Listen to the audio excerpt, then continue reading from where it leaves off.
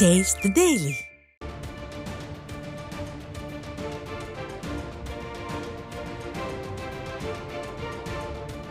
அதிமுக பொதுச் செயலாளரும் சட்டப்பேரவை எதிர்க்கட்சித் தலைவருமான எடப்பாடி கே பழனிசாமி செய்தியாளர்களை சந்தித்து வருகிறார். அதன் நேரடி காட்சிகளை காணலாம்.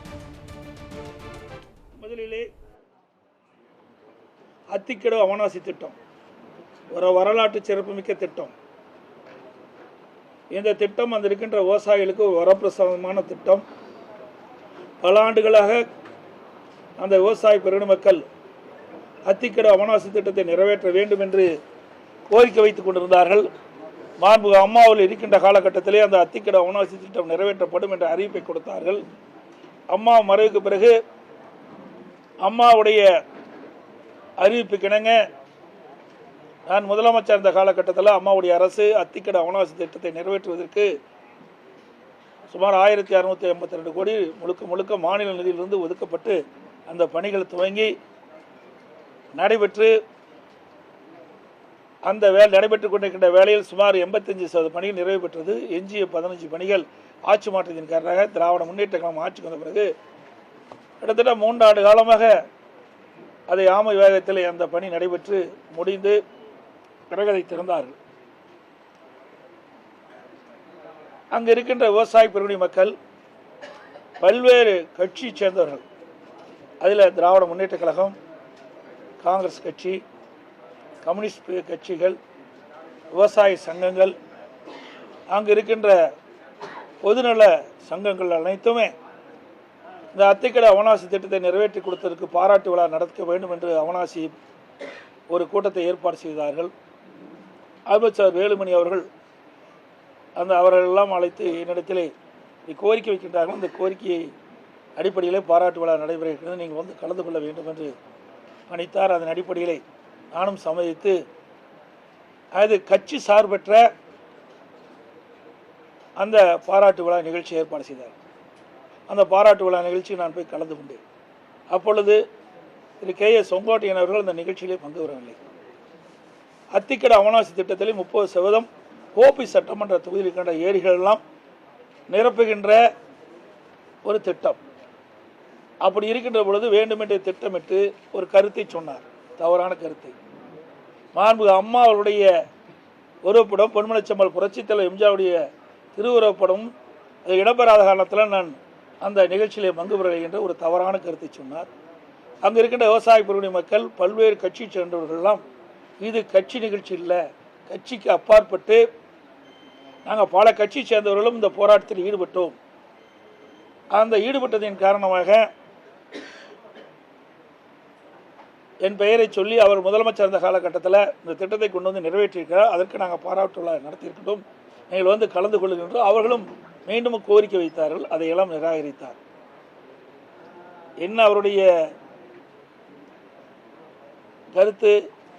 இங்கே அந்த நிகழ்ச்சியிலே மாண்புமிகு அம்மாவுடைய படமும் பொன்மனச்செம்மல் புரட்சித் தலைவர் எம்ஜிஆர் படம் இடம்பெறவில்லை என்பதுதான். அதுக்காக வரவில்லை என்றார். அதே வேளையில் இதே செங்கோட்டையன் அவர்கள் ஒரு சைக்கிள் துவக்கு நிகழ்ச்சி அவருடைய தொகுதியில் ஒரு சைக்கிள், அதாவது விலையில்லா சைக்கிள் மாணவர்களுக்கு கொடுக்கின்ற நிகழ்ச்சி, அந்த நிகழ்ச்சியில் கலந்துக்கிட்டார். எங்கள் அம்மா படம் இருக்குது, திரு கருணாநிதி படம், திரு ஸ்டாலின் படம் தான் இருக்குது.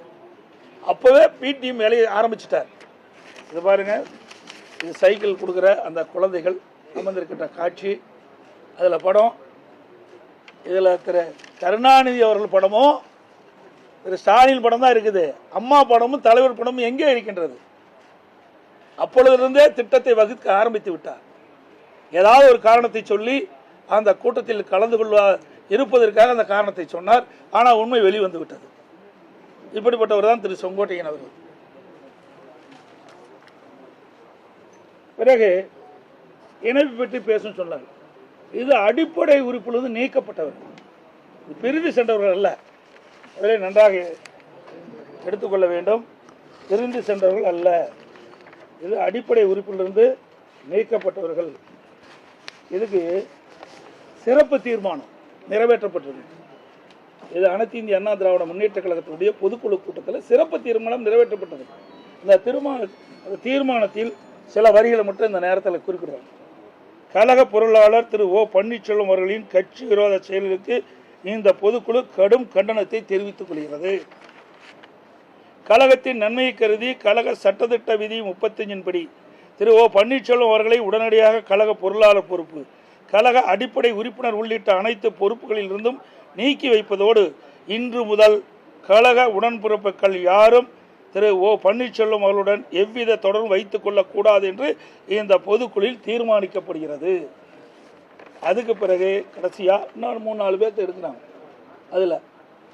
அதில் கடைசியாக கொடுக்குற பேராவில் கழக அடிப்படை உறுப்பினர் உள்ளிட்ட அனைத்து பொறுப்புகளில் இருந்தும் நீக்கி வைப்பதோடு இன்று முதல் கழக உடன்பிறப்புகள் யாரும் மேற்கொண்டவர்களுடன் எவ்வித தொடர்பும் வைத்துக் கொள்ளக்கூடாது என்றும் இந்த பொதுக்குழுவில் தீர்மானம் நிறைவேற்றப்பட்டது.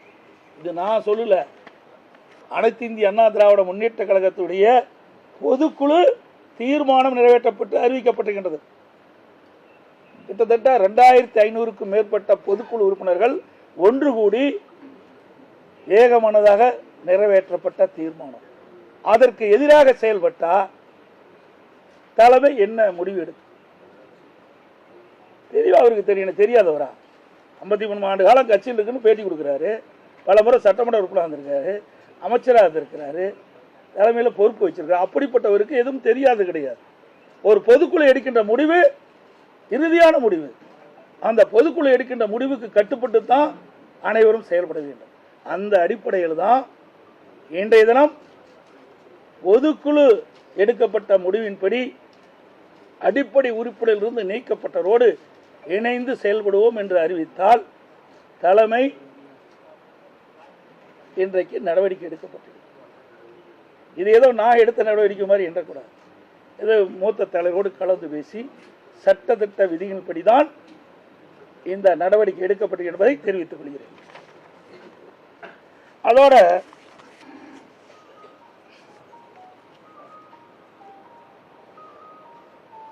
எப்பொழுது பார்த்தாலும் நான் அம்மா விசுவாசி அப்படின்னு சொல்றாரு. அம்மா விசுவாசியா இருந்தா ஏன் அமைச்சா இருக்கும்போதே அமைச்சரை பதவியிலிருந்து விடுவிக்கிறாங்க? அம்மா அமைச்சர் இருக்கும்போது விடுவிச்சுட்டாங்க. நான் முதலமைச்சர் ஆகும்போது தான் என்னுடைய அமைச்சரவையில் இடம் கொடுத்தேன். நான் எழுதி கொடுத்து கையெழுத்து போட்ட பிறகு தான் கவர்னர் அதை அனுபவித்து அவரில் அந்த அமைச்சர் வாய்ப்பு கிடைக்கப்பட்டிருக்கு. இதோட மாவட்ட செயலாளராகவோ அம்மா இருக்கும்போதே எடுத்துட்டாங்க. பிறகு நாங்கள் இருக்கின்ற பொழுதுதான் பொறுப்பு இருக்கும்போது அவருக்கு அந்த பதவி கொடுக்கும். அதோட இப்படி அவர் உண்மைக்கு மாறான செய்தி இன்றைக்கு தொலைக்காட்சி வாயிலாக வெளிப்படுத்தியிருக்கிறார். இன்னொன்னு சொல்றாரு, இது ஏற்கனவே அறிவிக்கப்பட்டது உண்டு. டிடிவி தினகரன் நீங்க பார்த்தீங்கன்னா 10 ஆண்டுக்கு முன்பாகவே அம்மா இதை வெளியிட்டிருக்கிறாங்க. அதாவது 19/12/2011 அன்று அடிப்படை உறுப்பிலிருந்து நீக்கப்பட்டவர் திரு டிடிவி தினகரன் அவர்கள் அனைத்து இந்திய அண்ணா திராவிட முன்னேற்ற கழகத்துடைய அடிப்படை உறுப்பிலிருந்து நீக்கப்பட்டவர்.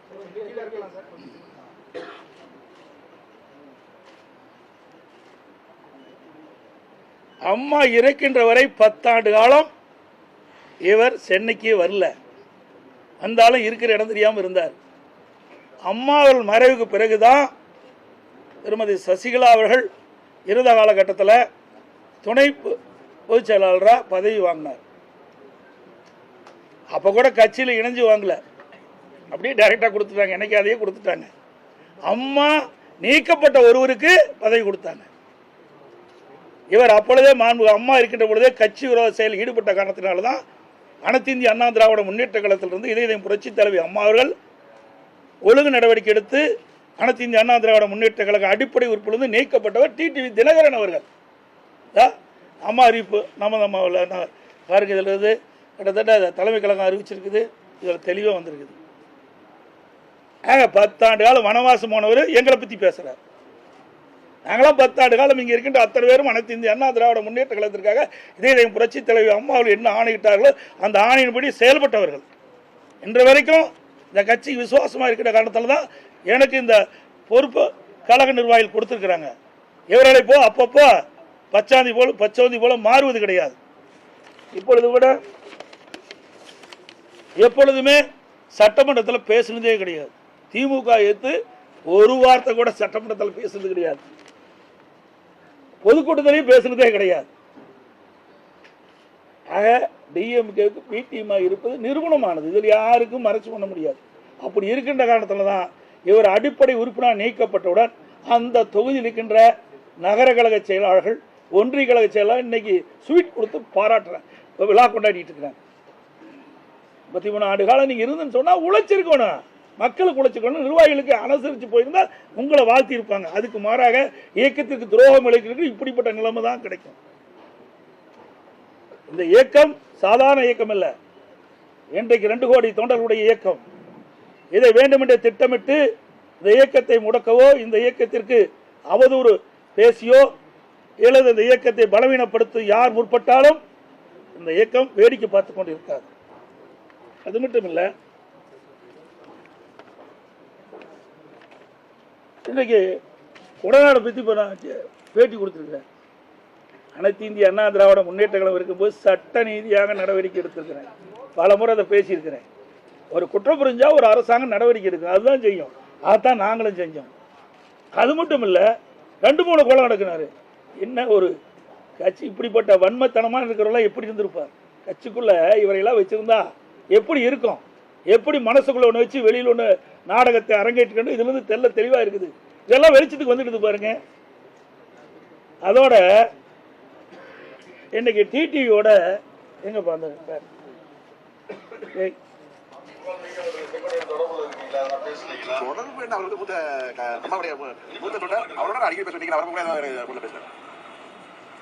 டிடியோட அடிக்கடி பேசிட்டு இருக்கேன்.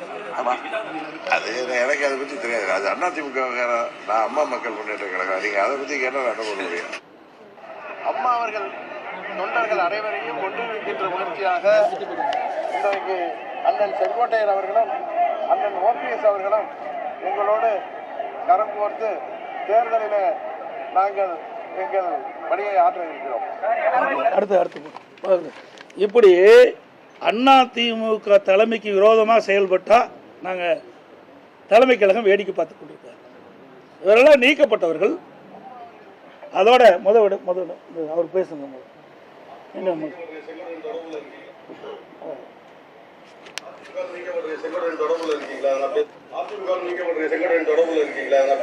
தொடர்பு என்ன? அவர் மூத்த அம்மாவுடைய மூத்த தொண்டர். அவரோட நான் அடிக்கடி பேசுவேன். இன்னைக்கு நான் வரப்போ கூட ஏதோ எனக்கு போன்ல பேசுறாரு. அதுங்களா இப்படிப்பட்டவர்களை எப்படி இந்த இயக்க விசுவாசமா இருக்குன்னு சொல்ல முடியும்?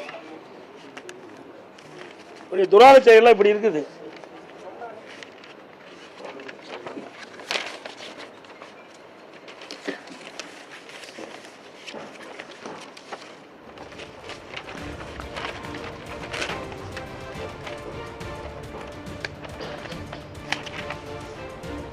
அதோட ஓபிஎஸ் பேசுறார் என்ன, அவர் நம்பிக்கை கோரும் தீர்மானம் வந்தது அம்மா மறைவுக்கு பிறகு. அதை நம்பிக்கை கோரின முதலமைச்சராக தேர்ந்தெடுக்கப்பட்ட பிறகு சட்டமன்றத்தில் பெரும்பான்மை நிரூபிக்கணும். அப்போ வந்தபோது எதிர்த்து ஓட்டு போட்டவர் தான் ஓபிஎஸ். இவராக விசுவாசமாக இருக்கிறார். சிந்திச்சு பாருங்க, இவர்களாம் யார்? இந்த இயக்கத்துக்கு துரோகம் விளைக்கின்றவர்கள். இதெல்லாம் வெட்ட வெளிச்சத்துக்கு வந்துட்டது. அதோட பிறகு எங்களோட இணைன்னு சொன்னாங்க. எல்லா கழக நிர்வாகிகளும் இந்த கருத்தை சொன்னாங்க.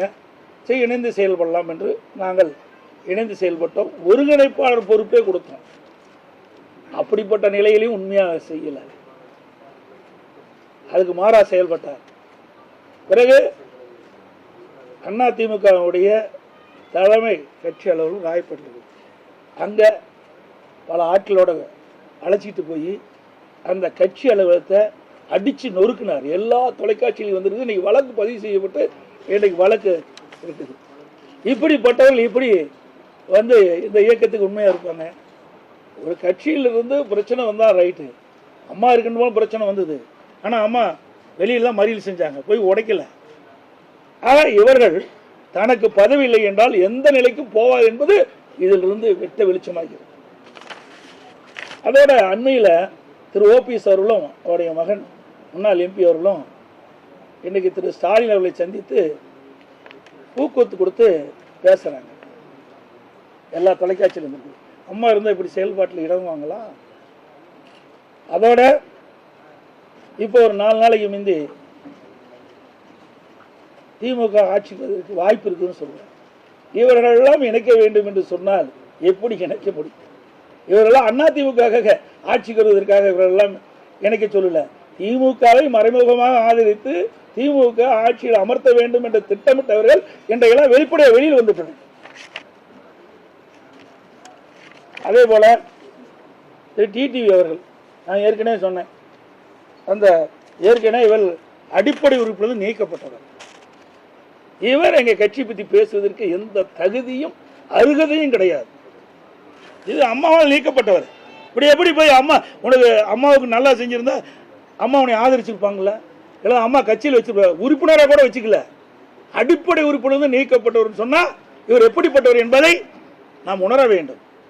இன்னைக்கு அத்தனை இவர்களெல்லாம் ஒன்றாக சேர்ந்து 2026 சட்டமன்ற தேர்தலில் திராவிட முன்னேற்ற கழகத்துக்கு பிடிமா செயல்படுவதற்கு தான் இந்த திட்டம், வேற எதுவுமே கிடையாது. அதோட அதிமுக ஆட்சி இருக்கின்றது. அம்மா அவர்கள் ரத்தம் சிந்தி ஆட்சி அமைச்சு கொடுத்தாங்க 2016. அந்த ஆட்சி கவிழ்ப்பதற்கு 18 எம்எல்ஏக்களை இன்றைக்கு கட்சியிலிருந்து அதை வெளியேறி அழைத்திட்டு போன இந்த டிடிவி, இவர் எப்படி இந்த இயக்கத்துக்கு விசுவாசமா இருப்பார்? இப்படி இந்த இயக்கத்திற்கு துரோகம் செய்வர்கள் அவர்கள்தான் இன்றைக்கு அடையாளம் காட்டப்பட்ட என்பதை நேரத்தில் குறிப்பிட விரும்புகிறேன்.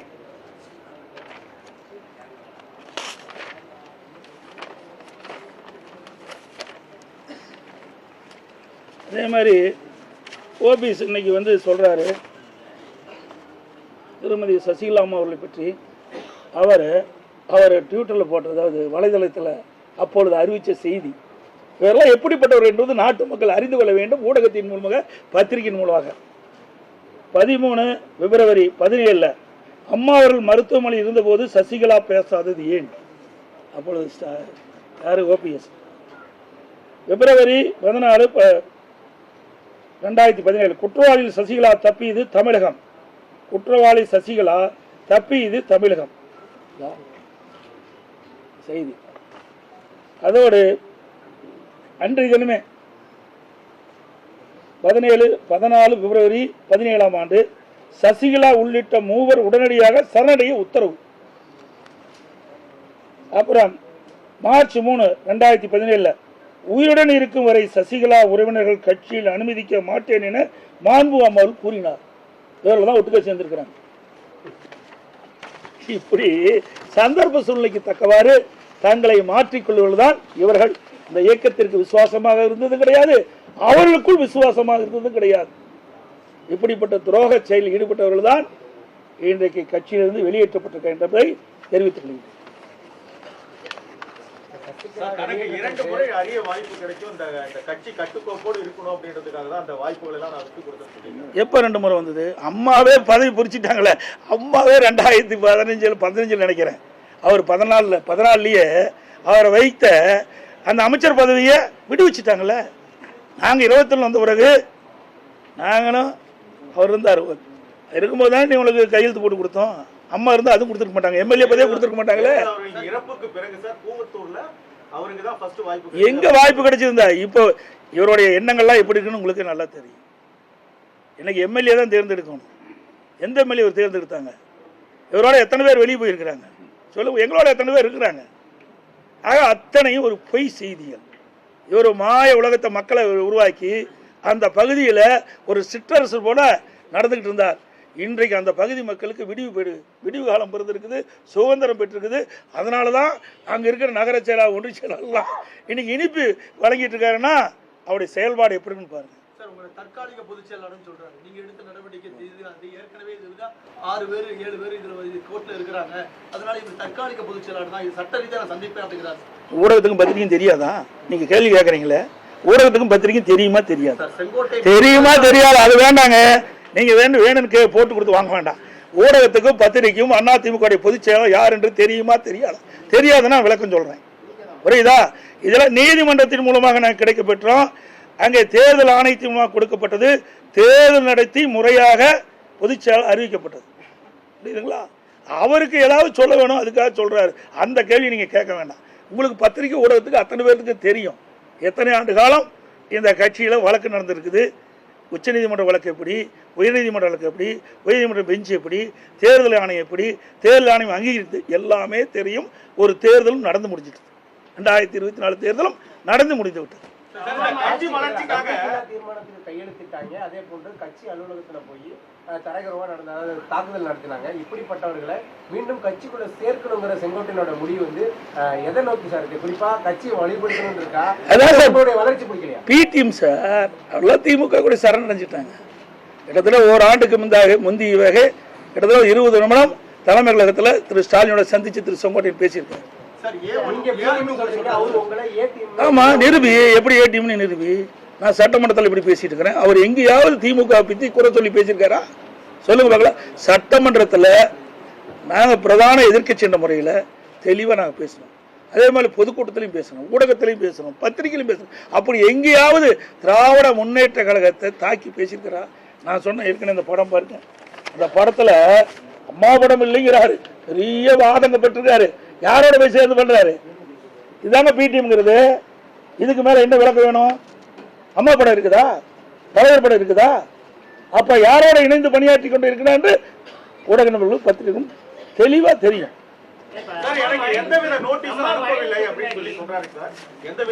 சார், அதாவது அனைத்து இந்திய அண்ணா திராவிட முன்னேற்ற சட்டத்திட்ட விதி இப்படிதான் எல்லாம் நடக்குது. அது இவருக்கு தெரியாதா? இவர் எத்தனை பேருக்கு நீக்கிறதுக்கு எழுதி கொடுத்து நீக்கணும் சார்? அதெல்லாம் வேண்டாம். இல்ல,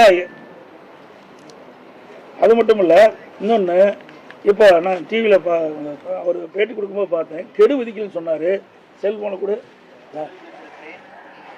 இதற்கு ஒரு காலக்கெடு வைத்திருக்கிறேன்.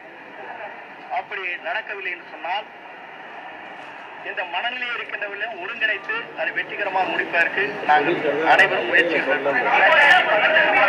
இது யார் போய் பேசுறா, யார் உண்மை பேசுறான்னு ஊடகம் பத்திரிகை தெரிஞ்சுக்கணும்.